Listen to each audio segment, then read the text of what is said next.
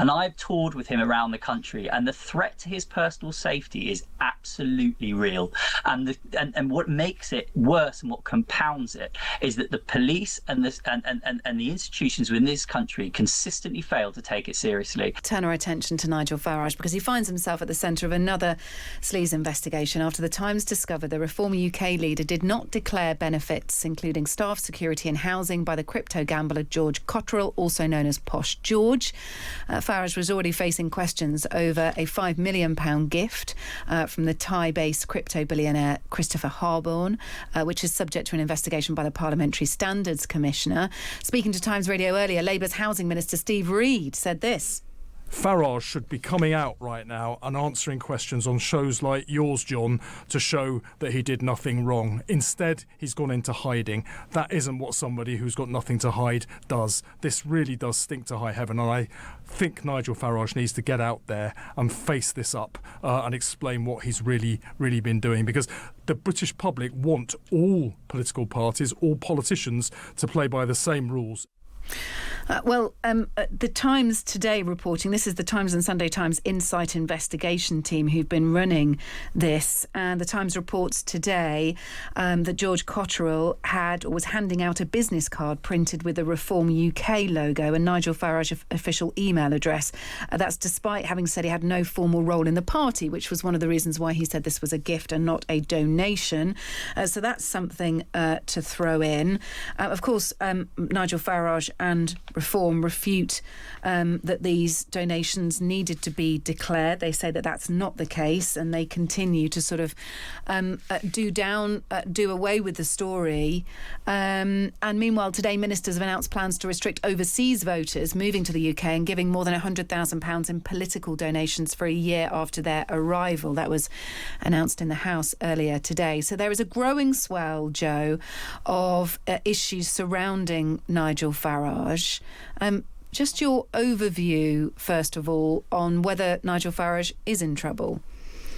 I think it's still. I would say that on a rules basis, if you just simply look at the rules, the challenge with all of this is there are rules and there are the spirit of the rules, and that's where there's always grey areas and concerns that emerge.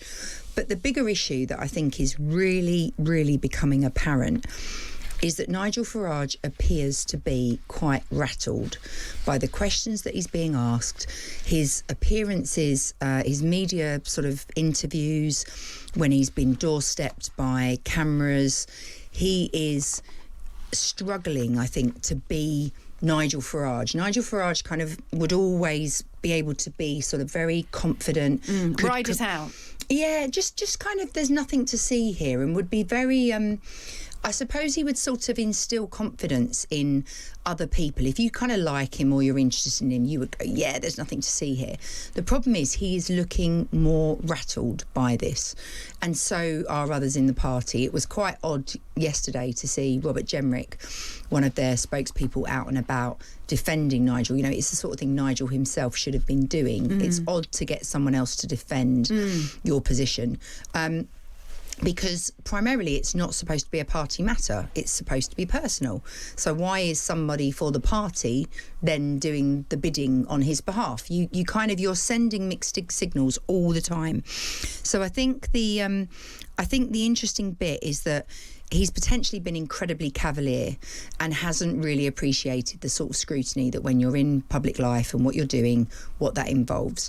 And the other side of it is that he potentially has taken money and has really not considered at all the optics and how the authorities look at this, how people will respond more generally. Will people think, it couldn't be more wonderful a story that the guy who is the bigger concern now, his nickname is Posh George, doesn't really work, does it, with the man of the people, Nigel Farage? So I always think the money stuff is incredibly frustrating because it actually takes us away from the stuff that matters.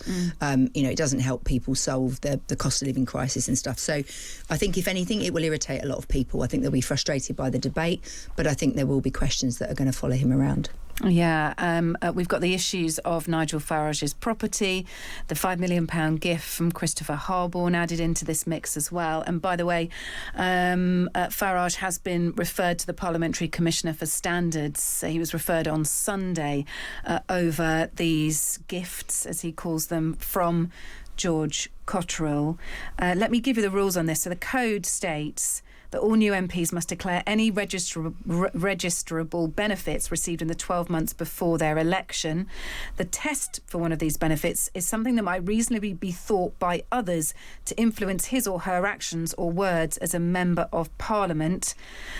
Donations or gifts that could not reasonably be thought by others to be related to membership of the House or to the members' parliamentary activities or political activities do not need to be registered. And that's the area in which Nigel Farage will be being looked at, really. He says, no, there's no political gain to getting this. This has not anything to do with it.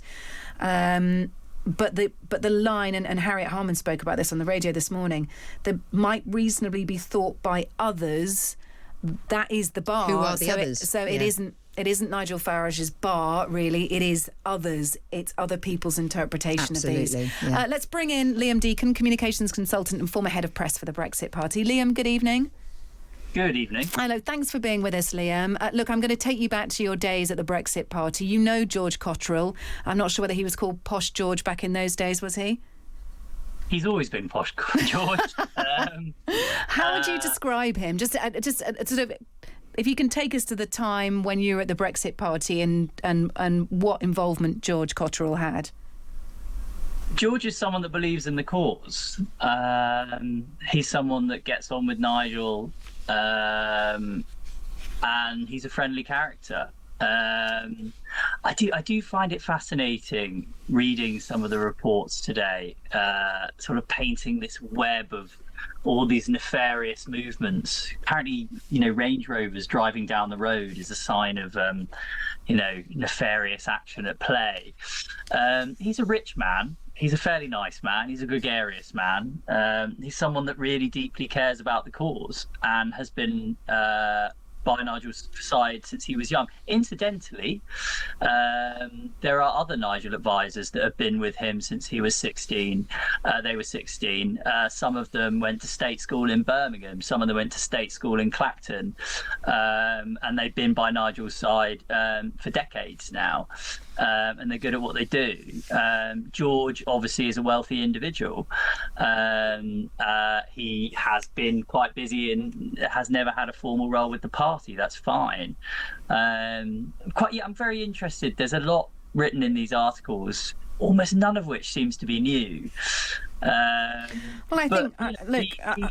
think it's fair to say that the heat is on Nigel Farage, and the revelation here is that Cottrell was providing cash to Nigel Farage, a bit like Harborne, in the run-up to the election. There is one amount which is declared after the election. And we should just sort of add in the context of George Cottrell as well.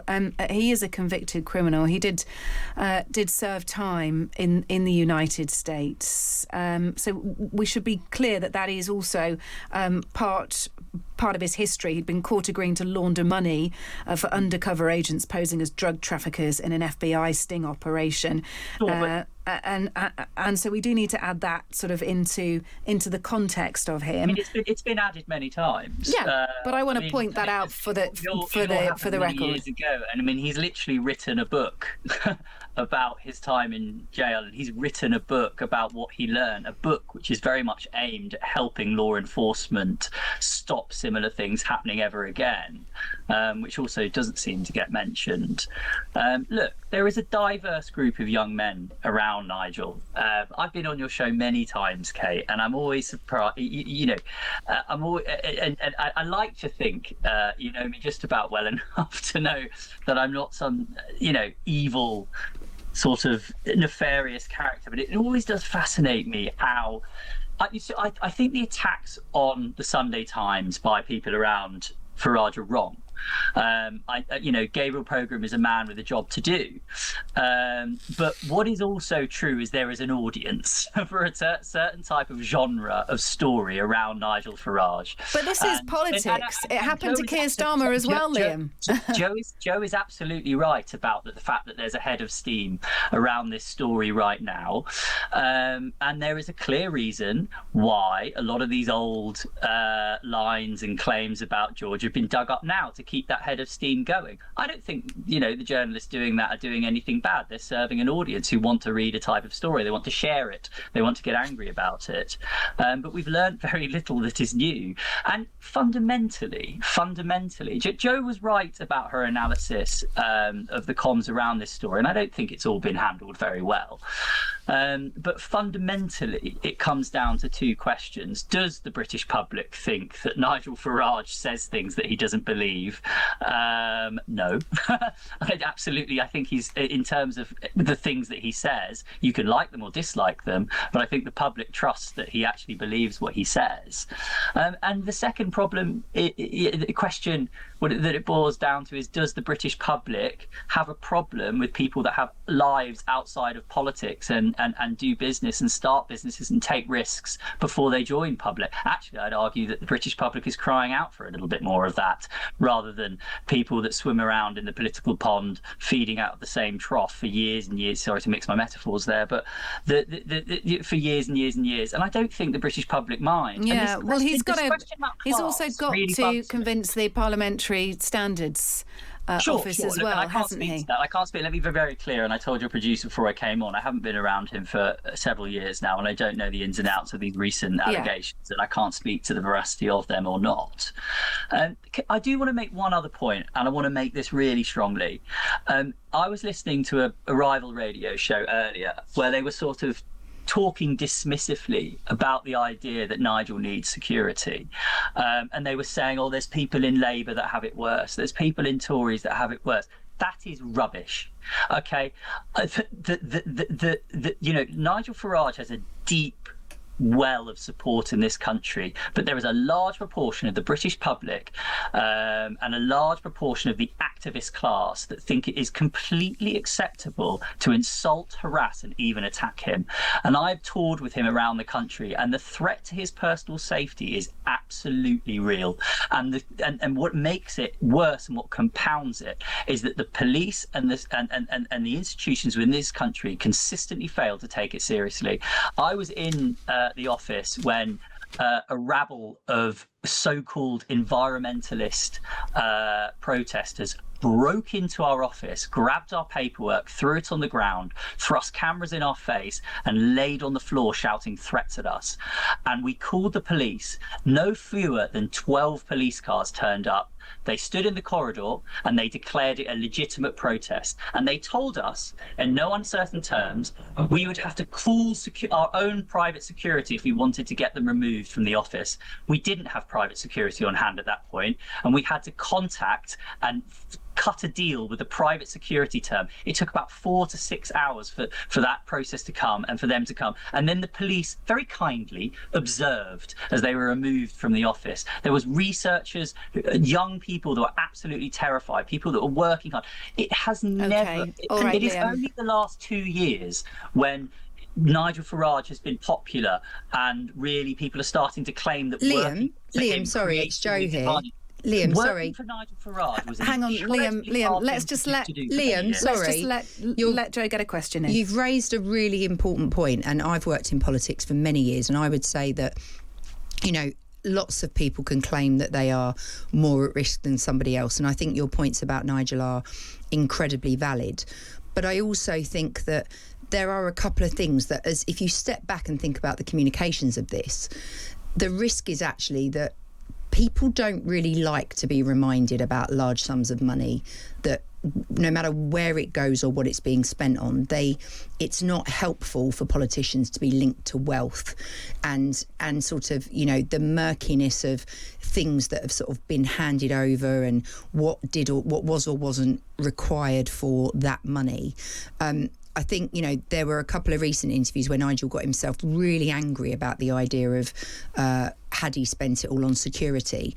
And I think that's the completely separate point, is that it doesn't appear that it has all been spent on security. He sort of got himself a bit tied up in knots. And I think that's what's been quite unfortunate, because there are two arguments going on here. And I think fundamentally, if he has been so at risk, which I do not doubt, and having been shoved about by cameramen and had sort of, nasty stuff sent to me on email and on X and places like that, when I am a nobody in the grand scheme of things, but I had it for over 20 years, I can imagine how hard that is. So I don't want to do down that point, but you must recognise that the handling of this is actually sort of undoing the arguments that you're trying to make about what that money might have been spent on.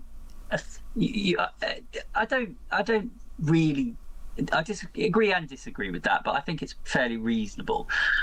Look, I hope you'll understand, I'm not going to sit here and criticise my former colleagues for how the comms plan they've put together around this. Of course, I would have done things differently had I been making the decisions about the comms plan here. Why does Nigel get a little bit rattled by this? He has genuinely had a difficult time. He genuinely made career sacrifices, family sacrifices, incredible financial sacrifices in that 20 years when he was with UKIP. UKIP were called fascist, they were called fruitcakes and loonies, they were chased, followed and harassed, and he stuck with it for 20 years. And I tell you, he really didn't like it. And just when these allegations are alleged to have happened, he was really seriously not considering going back into politics. And I spoke to him and he really wasn't. It was not an act. So I think he's brilliant at answering questions, and it's probably notable that he hasn't answered these very well, because he's usually so good. And I think it is quite personal for him. He regrets not having a high-flying career in the city, and why the hell should he not? Yeah, Liam. And also the other thing is, I get Joe's point about this is not America, and the British public do have a weird fetish for obsessing about politics in their private lives, and particularly their income. And it is really sometimes a bit of a restraint on our politics. We refuse to give politicians a pay rise. They're on £70,000, which now is a mid to entry level Liam, salary. We do need to wrap up. I'm so sorry, but we are running out of time, sadly. Liam Deacon, thank you. Always appreciated. It's great to hear someone come into bat as well against, some of this. It is important to hear all sides. Liam Deacon there, communications consultant, former head of press for the Brexit Party. It's Jo Tanner, it's Kait Borsay. It is the evening edition on Times Radio.